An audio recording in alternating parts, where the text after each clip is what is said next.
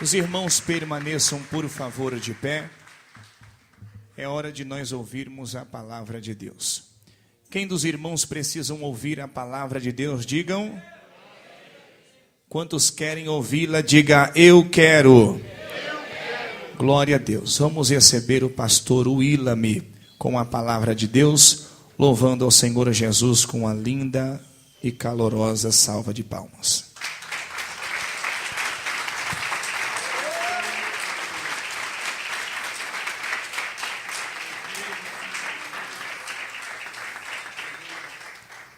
Meus irmãos, paz do Senhor, amém? Amém? Estou muito feliz em poder voltar mais uma vez a essa casa de oração, casa de adoração ao nome do nosso Deus. Não me canso de dizer que é a igreja mãe, a igreja que nos projetou. Às vezes isso parece um pouco de chavão, um pouco de... Mas para os que pensam assim, irmãos, é porque esquecem-se das origens. Enquanto que um jogador de futebol não tem vergonha de abrir a camiseta e diante do mundo todo dizer que ama o Jardim Irene, por que a gente não pode dizer que ama a congregação que Jesus nos salvou? Amém? Rosa de Saron, uma igreja mãe que projeta, que cria e que forma obreiros. Queridos, quero louvar a Deus pela vida do pastor Éder, servo de Deus, abençoado, homem digno, de confiança do nosso pastor, do ministério. Deus abençoe a sua vida, a sua família.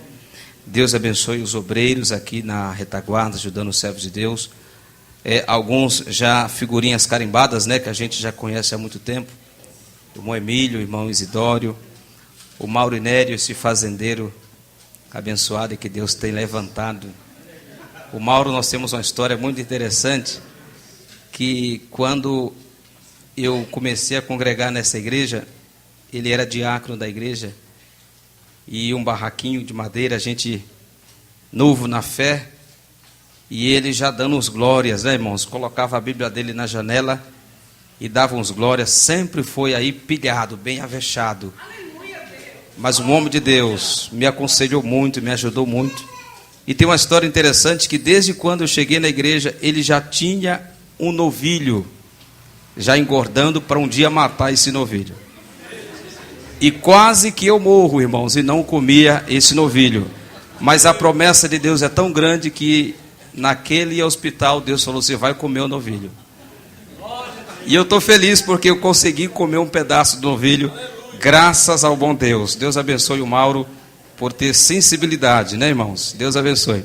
Louva a Deus pela vida da minha esposa, pela vida dos meus filhos, que ali estão, sempre que podem, estão aí nos acompanhando.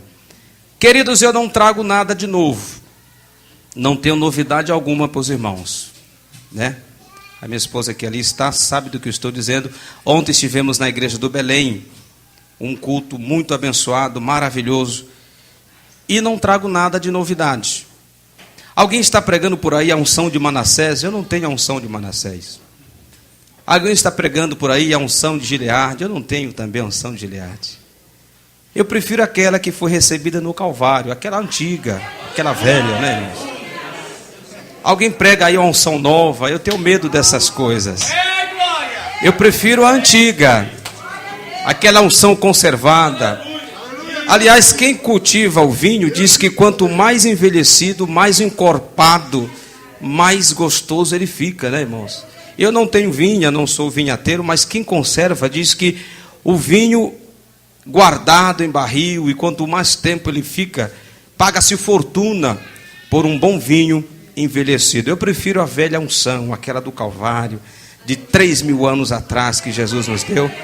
Essa de Gileade é nova, eu não conheço, eu tenho medo de novidade. A de Manassés também surgiu agora, eu não sei nem que efeito isso faz. Então os irmãos querem uma coisa antiga, amém? Amém. Glória a Deus. Queridos, abra sua Bíblia. No Atos dos Apóstolos, não tenho novidade nenhuma, é a mesma. Atos capítulo de número 1, verso de número 11. Peço aos irmãos que nos ajudem a pregar a palavra de Deus. Perdi um grande aliado Sempre que podia pregar, tinha um aliado que sentava aqui e dizia para mim: vai, meu filho, vai pregando que eu costuro a rede aqui atrás.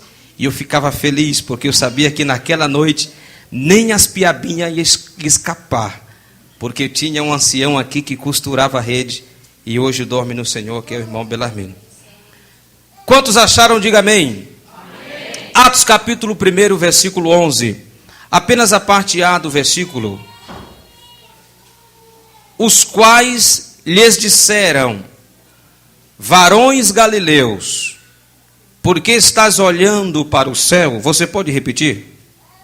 Os quais lhes disseram: varões galileus, por que estás olhando para o céu? Outra vez. Os quais lhes disseram: varões galileus, por que estás olhando para o céu? Amém, meus irmãos. Tomem seus assentos em nome do Senhor Jesus. Antes de começarmos a falar a palavra de Deus, eu quero louvar a Deus com um hino. Pode ser, irmão Paulo? O Paulo a gente cantava em 1900 e alguma coisa, na hora do almoço, numa empresa, lá na Vila Carrão. E a gente tem uma amizade muito longa, né, Paulo? 1990 e alguma coisa. Eu era bem criancinho, o Paulo já tinha uns 22 anos na época. Glória a Deus. E a gente cantava nos intervalos no almoço. Começou somente eu e ele, depois um grupo maior foi formando para a gente poder louvar a Deus. Amados, quantos puderem, curve a sua cabeça, feche os seus olhos.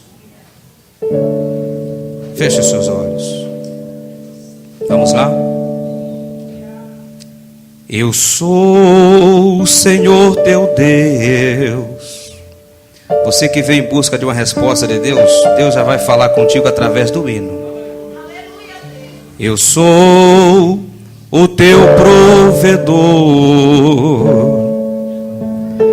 Eu sou o teu fiel amigo, na alegria e na dor. Porque te entristece, alegra o teu coração.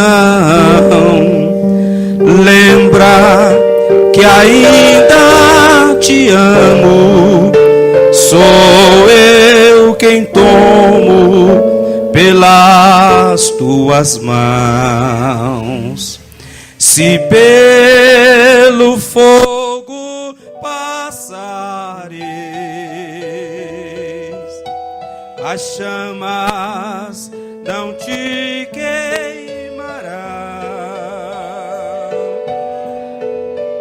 ou nas profundezas dos mares, as ondas não te afogarão.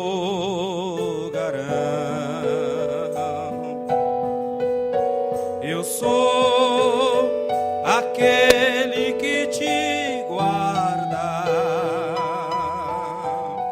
conheço os caminhos teus. Volte agora mesmo para mim, eu te escolhi e tu és meu. Está chegando a hora de partir. Prepara-te, ó igreja, para subir.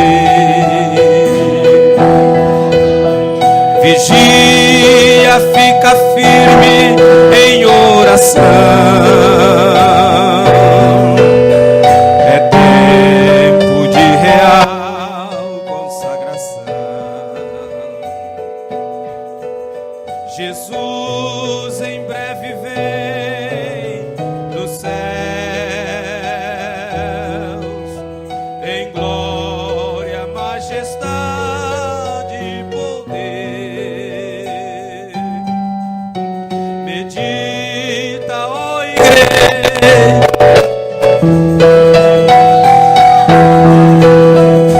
dia glorioso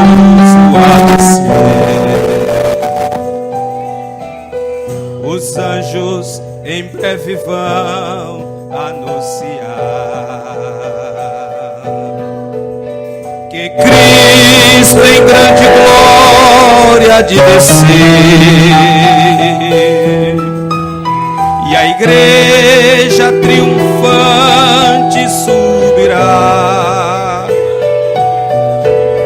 e ao lado de Jesus irá viver. Jesus em breve vem, Ele vem em glória, majestade, Ele voltará outra vez. Vigia, ó igreja,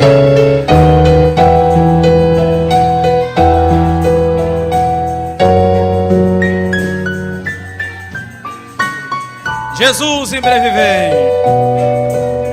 Jesus em breve vem. Está perto. Em glória. Em glória.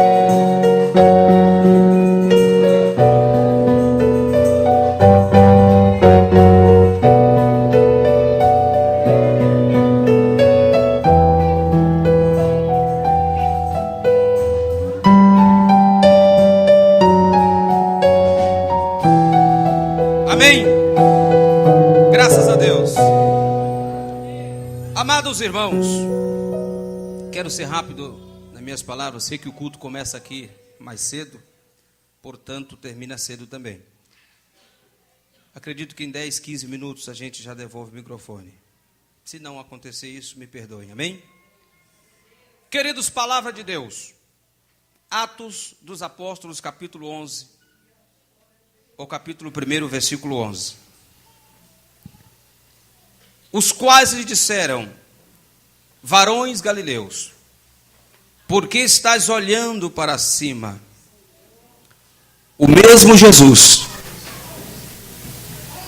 que dentre vós foi recebido em cima no céu, que foi recebido em cima no céu, há de vir, como para o céu ouvistes ir.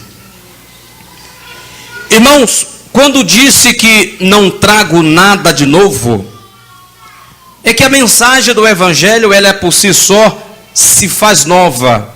Ela é nova a cada manhã.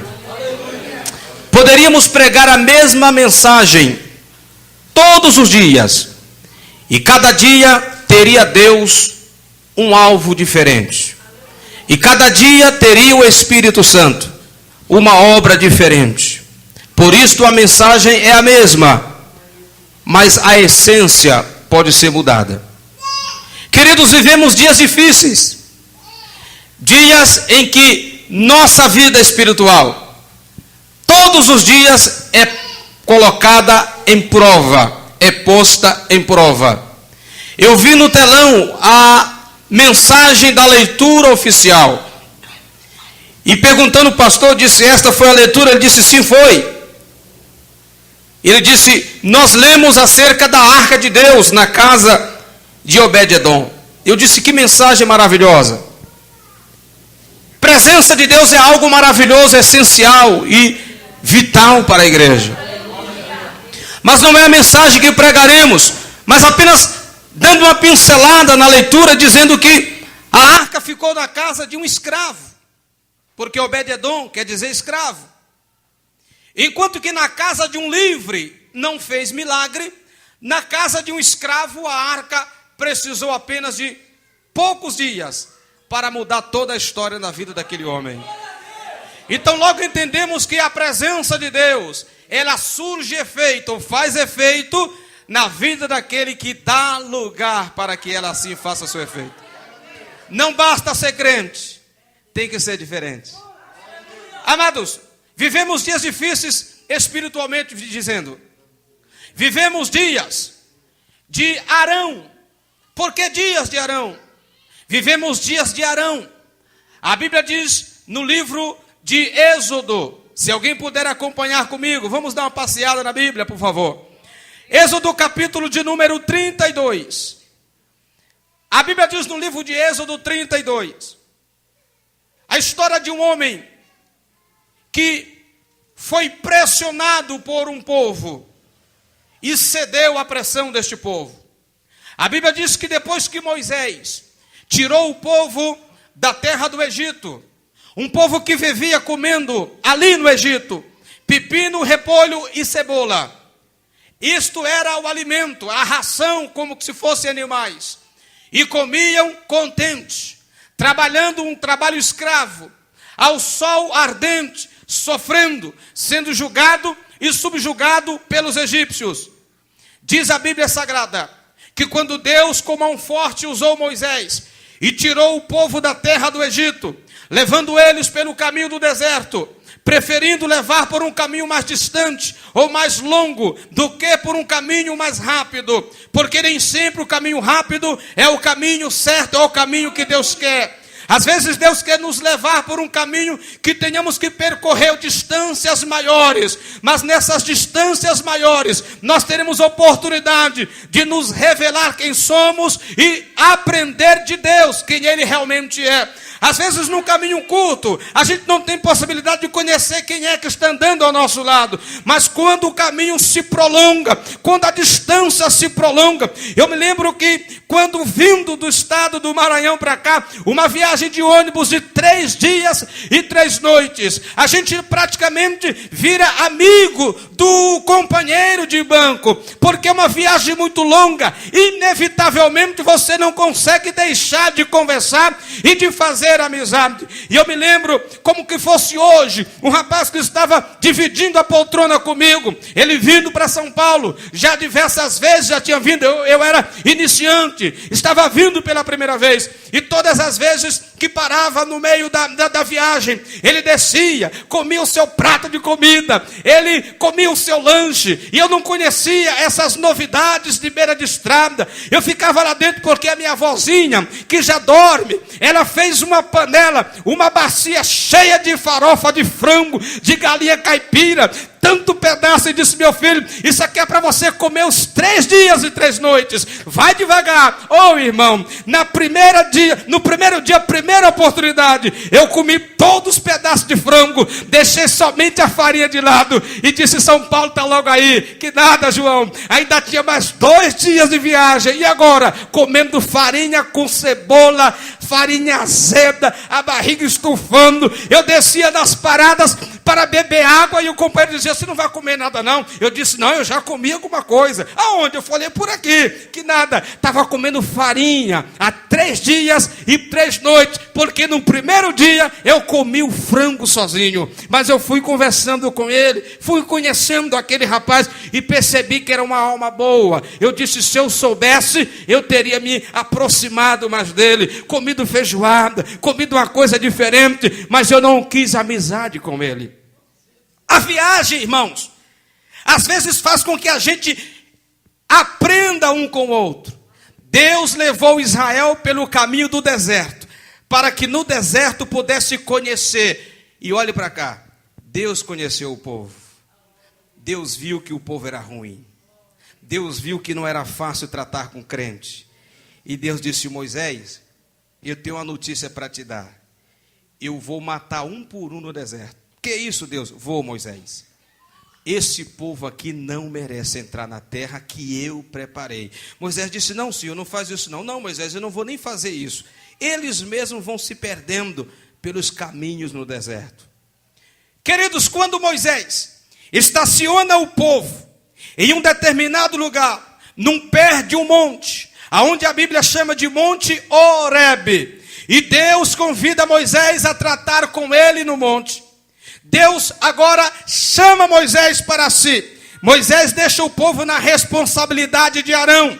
Quem era Arão? Era o copastor da igreja, era o segundo homem da igreja, era aquele que respondia na ausência de Moisés, e tinha com ele a sua irmã, a diaconisa Miriam, a profetisa Miriam, e ali estava formado o ministério da igreja de Israel, o ministério da igreja dos hebreus. E Moisés parece que veio dizendo: na minha ausência, Moisés, na minha ausência, Arão responde por mim. Não é assim que o copastor faz? Na ausência do pastor, assume-se a congregação, o copastor. Arão assumiu a congregação dos hebreus, e Moisés parte fica no monte 40 dias e 40 noites. A expressão bíblica no capítulo de número 32 é: a congregação dos hebreus vão procurar o pastor Arão e diz: Arão, faz para nós um bezerro de ouro, ou melhor, faz para nós um Deus visível, que a gente possa ver, que possamos palpar, que possamos carregar, que tenhamos intimidade com eles, assim como os deuses das outras nações. Só nós, Arão, é que servimos um Deus invisível. Só nós, Arão, é que temos que acreditar numa coisa que o teu irmão habitolado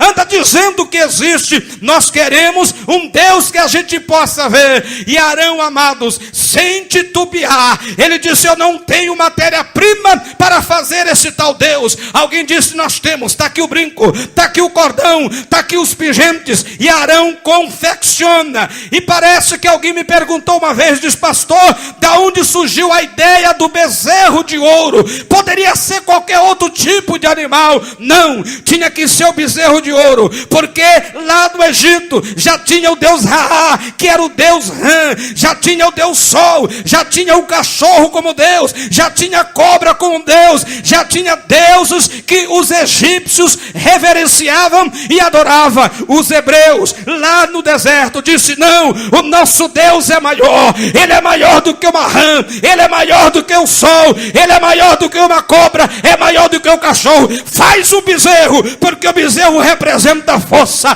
E Arão fez um bezerro de ouro, e o povo disse: agora nós temos um Deus, agora nós temos um Deus em que possamos ver e apalpar. E Deus estava no monte com Moisés. Deus disse: Moisés, desce para a terra novamente, vai ver o teu povo. Ele não disse mais o meu, ele disse: o teu povo está se corrompendo.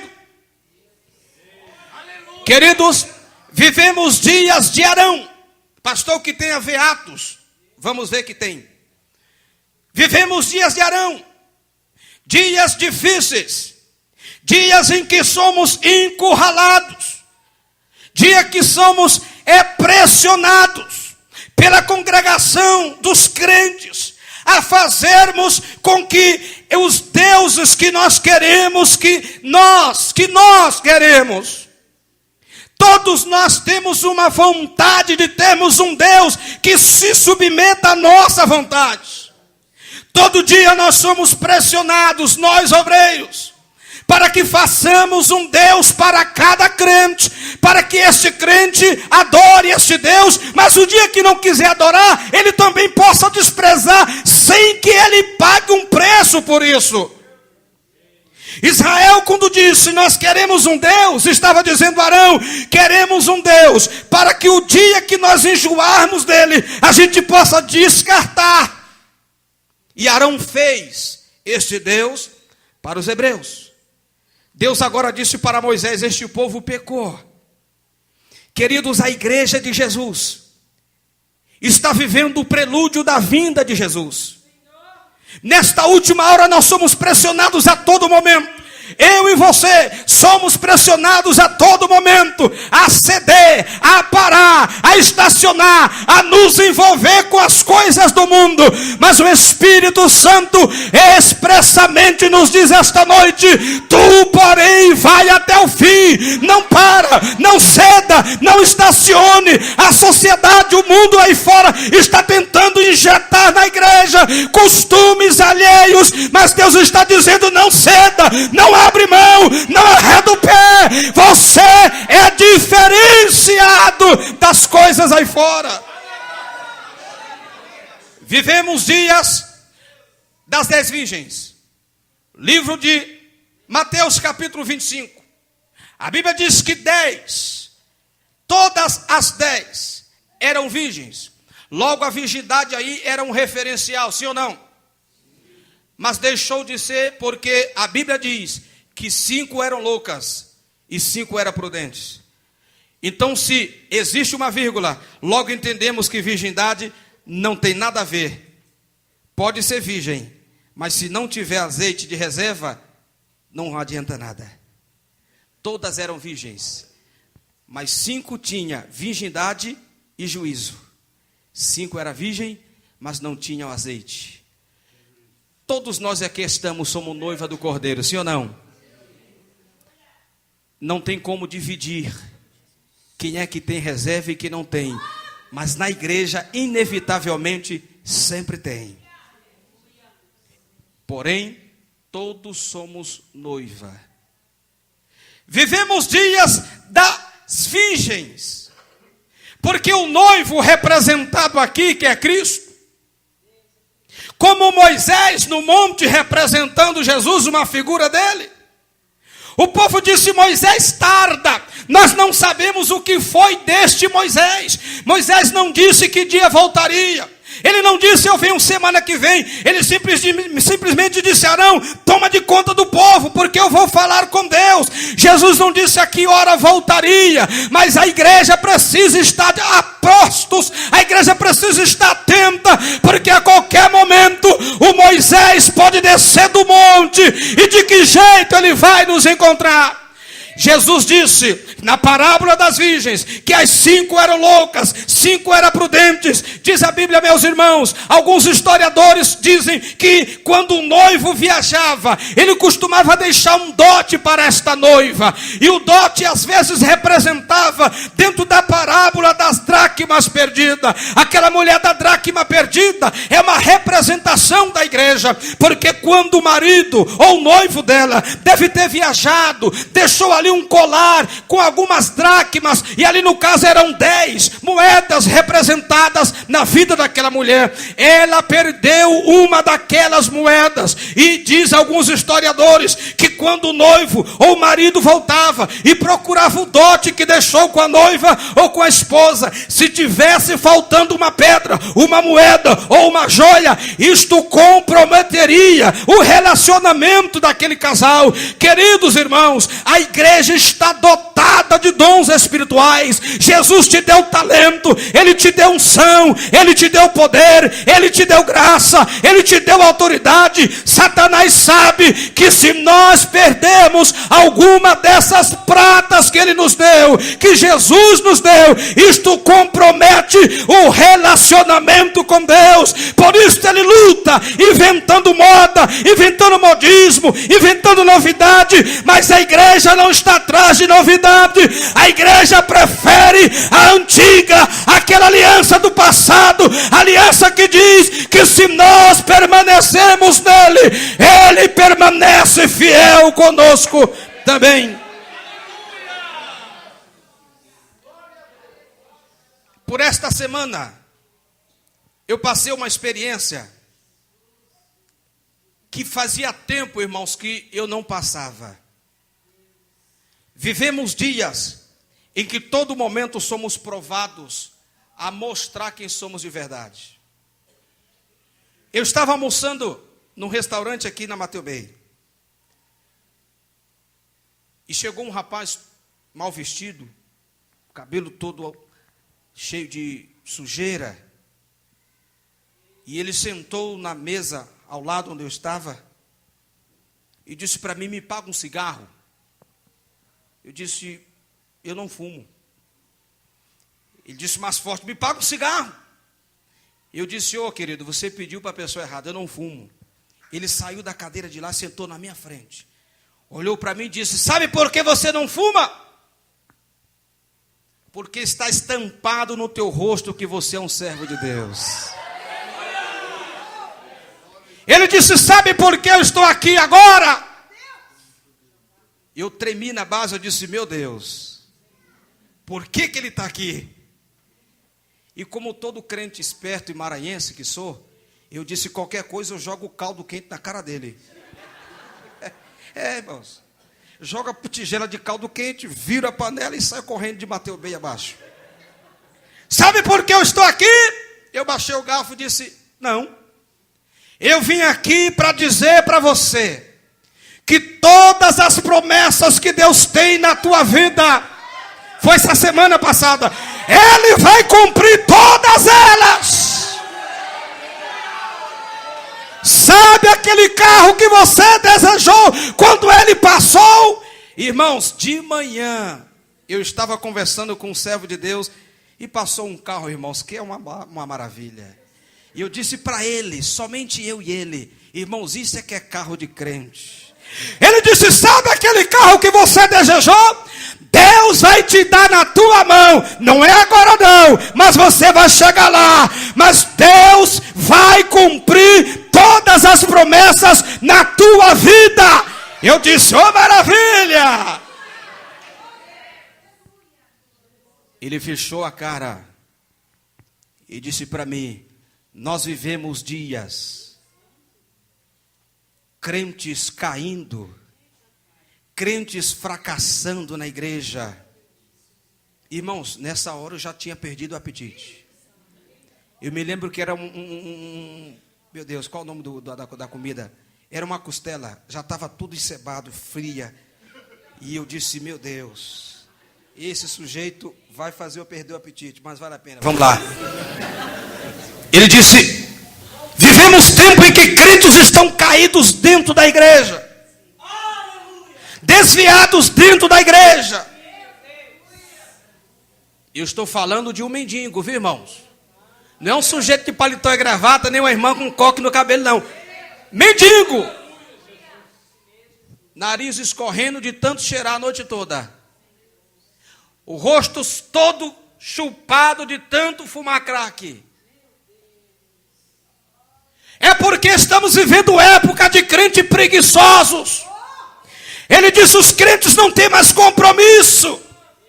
Ele falou antigamente, os 4 dias de culto na semana era pouco. Era tão pouco que os crentes saíam procurando aonde tinha culto, porque tamanho era o desejo. Ele disse, hoje o crente só vai na igreja no domingo, ainda vai de cara feia e enfadado, e não vem a hora do culto acabar. Eu fiquei com o olho estatalado. Ele disse, sabe por que eu sei disso? Porque eu sou um pastor desviado da igreja e eu me quebrei. Ele disse, eu aceitei a Jesus na igreja do relógio. Eu, quando criança, fui apresentado pelo pastor José Alves. Eu conheço toda a história de São Mateus. Nada do que você me disser vai mudar. Talvez Deus está me usando hoje pela última vez, Ele dizendo para mim, para falar contigo que Ele te ama, porque depois que eu sair daqui, eu vou me matar. Eu olhei para ele e disse, você me permite eu profetizar na tua vida? Ele disse, eu não permito, porque não acredito em nada do que você vai me dizer. Eu disse, espera um pouquinho, você profetizou para mim, agora eu preciso profetizar para você. Ele disse, não quero te ouvir, está aqui o telefone do meu irmão, está aqui o endereço, pega o endereço, semana que vem vai lá, ele vai te dizer que eu me matei com um tiro na cabeça. Na hora o Espírito Santo disse, não pega o telefone, não pega o endereço. Eu disse, não quero o telefone, não quero o endereço, porque eu vou te encontrar qualquer dia. Talvez eu não te conheça, de tão diferente que você vai estar. Jesus vai te levantar, Ele vai te erguer de novo. Ele disse, pastor, Deus não vai mais me ouvir. Ele disse, sabe por que Deus não vai mais me ouvir? Isso é muito forte, presta atenção. Nisso chegou um colega meu, o meu ajudante. Sentou na mesa, pediu almoço e começou a almoçar. Ele disse, pastor, quando eu era crente, de tanto ver a bagunça na igreja, de tanto ver bagunça, eu disse, já que é bagunçado, eu vou bagunçar também. Ele disse, pastor, a Bíblia diz que Deus entrega alguns a Satanás. Ele disse, não ora por mim não, porque eu sinto que Deus me entregou a Satanás. Eu já fiz tanta coisa errada dentro da igreja, que eu tenho vergonha de te falar. Porque eu vi a bagunça na igreja e disse, eu vou bagunçar também. Eu disse para ele, querido, você errou nisto. Porque a Bíblia diz que aquele que é santo se santifique mais. Aquele que é sujo, ele vai continuar se sujando. Mas eu, quando ver a sujeira de alguém que está praticando, eu preciso dizer, eu preciso ser diferente. Ele disse, esse foi meu erro, eu quis me sujar também. E por mais que eu queira me voltar para Deus, eu não tenho força. E quando ele olhou para o meu ajudante, ele estava no WhatsApp. E ele disse, está vendo o que eu estou te dizendo? Ele nem orou para comer. E está o tempo todo aqui, não está ouvindo nem o que eu estou dizendo. E está navegando no WhatsApp. Irmãos, vai dizer o quê? Se hoje em dia na igreja o pastor está pregando e tem crente navegando lá fora. Vai dizer o quê se eu estou congregando numa igreja? Não vou dizer. Pode ser que tenha alguém gravando. E eu já vi pastores do meu lado mandando vídeos e baixando vídeos no YouTube. Eu vou dizer o que se é verdade. Eu vou dizer o que se vivemos esta época. A época da preguiça. Eu vou dizer o que se isto bate todo dia na minha porta. Todo dia o comodismo bate na minha porta e diz o Willam, não precisa estar na igreja todo dia, você não precisa ler a Bíblia, você já conhece os textos, guarda e vai folgar a tua carne. Se não fosse o Espírito Santo dizer em seguida, levanta, medita, consagra, é preciso, eu também estaria cedendo. Aquele homem olhou para mim e disse, você pode pagar um prato de comida para mim? Eu disse, agora sim eu posso fazer o que você está pedindo. Paguei um prato de comida para ele, ele comeu. Terminou de comer. Ele disse, eu vou cantar o 212. Isso no restaurante, e começou a cantar. Ele disse, eu fui um dia um campeão. Irmãos, e aquilo me quebrava. Depois que ele acabou de cantar o 212, ele disse, eu vou cantar o 192. Acabou de cantar o hino, disse muito obrigado. Desceu a matéria bem e desapareceu da minha frente. Eu não tive mais apetite. Passei o dia todo pensando e dizendo, meu Deus. E procurei me imaginar por que é que isso acontece. Deus me entendeu, me disse, me fez entender. Querido, Satanás, ele não respeita credencial que é tão desejada por crentes. Ele não respeita cargos que às vezes nós nos acotovelamos. Nas convenções há brigas, há contendas. Por que é que o meu nome não está relacionado? Se eu dizimei o ano todo, se eu consagrei o ano todo, por que é que o meu nome não está lá? Se o pastor ensina que se dizimar e se fizer teologia, eu chegaria lá. E por que o meu nome não está lá? Eu quero dizer uma coisa, quem diz isto é irresponsável, porque consagração, ela vem de cima, ela vem de cima, ela vem de cima. Orar, jejuar, dizimar, fazer um bom curso teológico é obrigação de cada crente. A chamada, a consagração, ela vem do alto.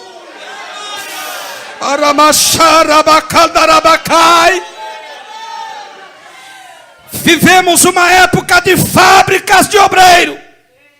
Aqueles que são fabricados. E quando chega o momento, ele pensa que o diabo lhe respeita, porque agora é evangelista, porque agora é diácono, porque agora é presbítero, porque agora é pastor. Estava ali um pastor caído, jogado na sarjeta, porque o diabo não respeita credencial de ministério. Ele respeita o crente, pode ser o Zezinho da perna torta, se tiver unção de Deus, se tiver Deus na vida, se tiver humildade, ele respeita, ele respeita. Ele respeita.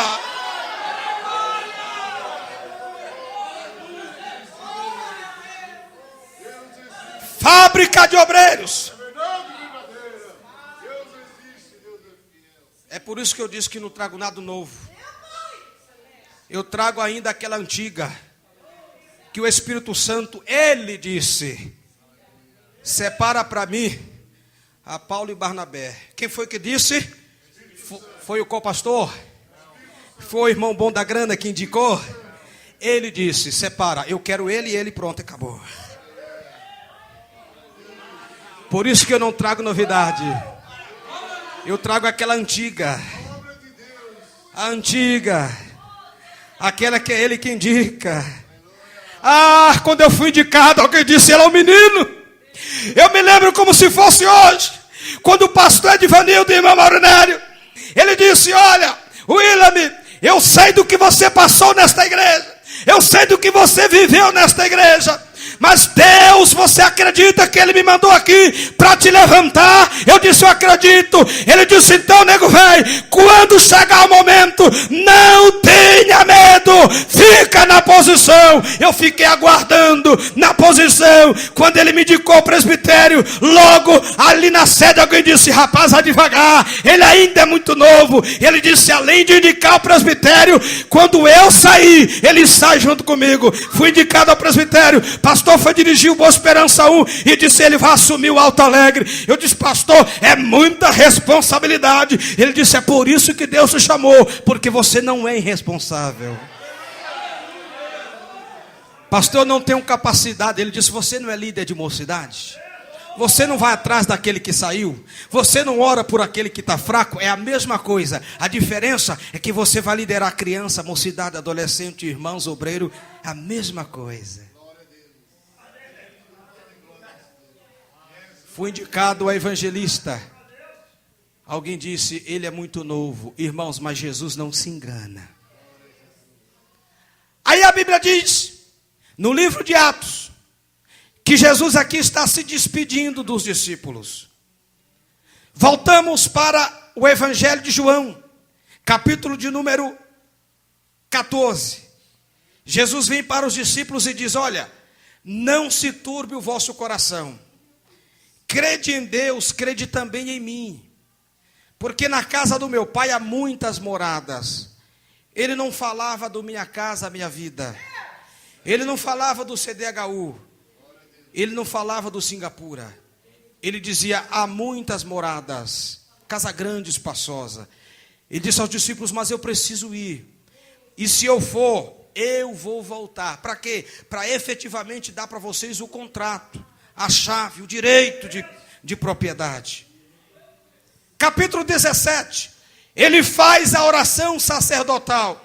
E nesta oração ele diz: Pai, eu não peço que os tire do mundo. Irmãos, a igreja precisa estar no mundo. Porque enquanto existe morte, a igreja está produzindo vida ainda. Enquanto o mundo está produzindo pecado, a igreja produz a santificação ainda. A igreja precisa continuar no mundo ainda. O mundo não era mais o mundo se a igreja não aqui mais estivesse. Aí Jesus chega para os discípulos, depois que ele foi morto, foi julgado, condenado, crucificado, ressuscita, fica 40 dias com os discípulos, comendo carne, comendo peixe, comendo pão, mostrando que o seu corpo era glorificado. O corpo que entra nas portas, e quando não tem porta, ele entra pela parede. Quando Jesus está agora lá no Atos, se despedindo dos discípulos, o clima é de tristeza. Jesus dá alguns avisos e diz: olha, fiquem em Jerusalém. Cerca de 500 pessoas, crentes ali. Jesus disse: fiquem em Jerusalém, porque aquela promessa de Joel 2:28 vai se cumprir parcialmente em Jerusalém, no dia do Pentecostes, mas o final dela, a totalidade dela, vai se cumprir antes do arrebatamento da igreja. Vai vir um grande derramar do Espírito antes de Jesus voltar. Jesus disse: mas fica em Jerusalém, que parte da profecia de Joel 2:28 vai se cumprir aqui, fica aqui. Jesus terminou os conselhos, ele começa a levitar. Pela primeira vez Jesus começa a levitar. E o diabo fica usando alguns mágicos para fazer ilusão. É ilusionismo. Tem uma cordinha amarrada aqui. Com Jesus não tinha cordinha. Ele começa a levitar. Os discípulos observam. logo uma nuvem oculta como que se fosse um véu. Jesus desaparece. Em seguida desce 2 anjos de branco. E agora nós entraríamos na mensagem, mas vamos terminar. Esses 2 anjos dizem para ele: varões galileus, por que estás olhando para cima? Estamos olhando para cima porque aquele que andou com a gente 3 anos e meio, morreu, ressuscitou, acabou de ir embora. Ele disse: não, mas por que estão olhando para cima? Estamos olhando para cima porque ele era o carpinteiro de Nazaré, um dos homens mais requisitados para fazer a obra de carpintaria. E também era um mestre em ensinar, era doutor, ele tinha ciência, ele tinha tudo. Não, mas por que vocês estão olhando para cima? Estamos olhando para cima porque ele deixou uma mãe desolada, um pai triste, deixou irmãos, deixou família. Por que estão olhando para cima? Olhando para cima porque o crime dele foi uma barbaridade. O homem nunca fez nada de errado. E o mataram de forma como se fosse um ladrão, indigente. Vocês não entenderam a pergunta. Esse mesmo Jesus que vocês viram subir, o mesmo, não tem diferença nenhuma, é o mesmo. Não é o Henrique Cristo, o doido, o xarope lá do Paraná. Não é o Dalai Lama, o carequinha. Não é o Buda, não é nada disso. Ele disse: é o mesmo Jesus. Aquele que ressuscitou, aquele que curou, aquele que limpou o leproso, aquele que fez milagre. O mesmo Jesus que subiu, vai voltar. Que subiu, vai voltar. Que subiu, vai voltar. Agora, uma coisa que o Atos não revela, é por isso que eu amo a Bíblia Sagrada, porque a Bíblia não está em situação conográfica. A Bíblia, um versículo explica o outro, o que está na frente e explica o que está atrás, e você precisa entender. Aí o que Atos não revela, lá no Apocalipse está dizendo uma palhinha, mas a revelação mais profunda desse texto, o que aconteceu depois das nuvens, a Bíblia não revela? Sim, revela. Aí nós vamos para Salmo de número 22, aí lá no Salmo 22, aí está dizendo o que aconteceu pós-nuvem, o que aconteceu depois das nuvens, depois que as nuvens ocultaram Jesus. O Salmo 22 está dizendo que 2 anjos também acompanham a Jesus na comitiva celestial. Esses 2 anjos que acompanham a Cristo, o retorno para o céu, ele dá um grito do lado de fora e diz: levantai, ó portais eternos. Jesus está flutuando nas nuvens. Levantai, ó portais eternos. Alguém do lado de dentro diz: qual é a senha? E entrará o Rei da Glória. O céu treme. Deus o Pai se alegra. Os anjos, querubins e arcanjos ficam alegres e animados. Os 24 anciões põem a mão na coroa e dizem: é Ele mesmo que vem aí. E entrará o Rei da Glória. Alguém grita do lado de dentro: quem é este Rei da Glória? Do lado de fora alguém grita: Ele é o Senhor forte e poderoso.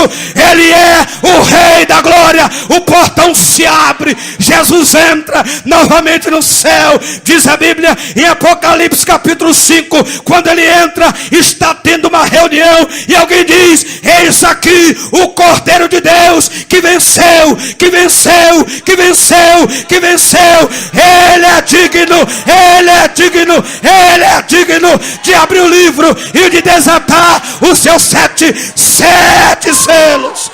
Levante a sua mão e adore aquele que merece louvor, aquele que merece adoração, aquele que merece glória. Somente Ele, somente Ele, somente Ele.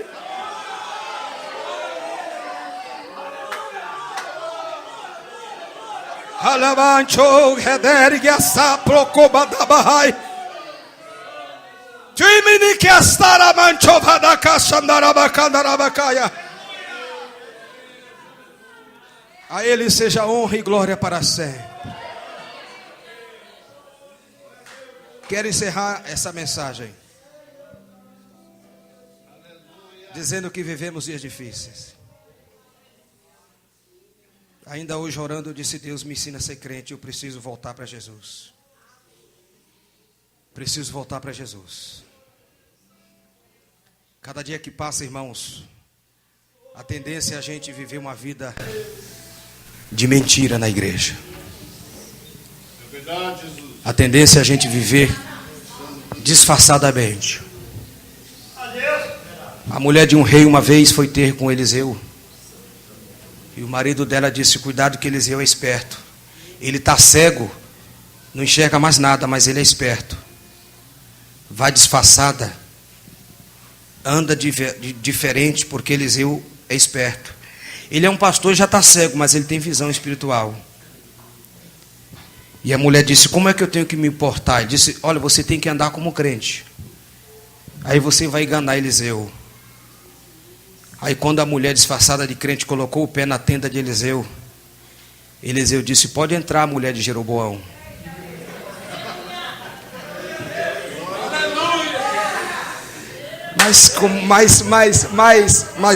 Espera aí, como é que pode entrar? De forma que sejamos autênticos, sejamos nós mesmos. Eu posso, irmãos, fazer um teatro na minha vida, por aí afora, mostrar que sou, mas aqui eu tenho que ser eu mesmo. Porque o Deus de Eliseu me conhece. Quando eu vou pregar, ele diz: prega aí, William, pode pregar. Prega aí, eu te conheço. Amém, meus irmãos? Amém. Deus abençoe a igreja em nome de Jesus. Pastor, muito obrigado.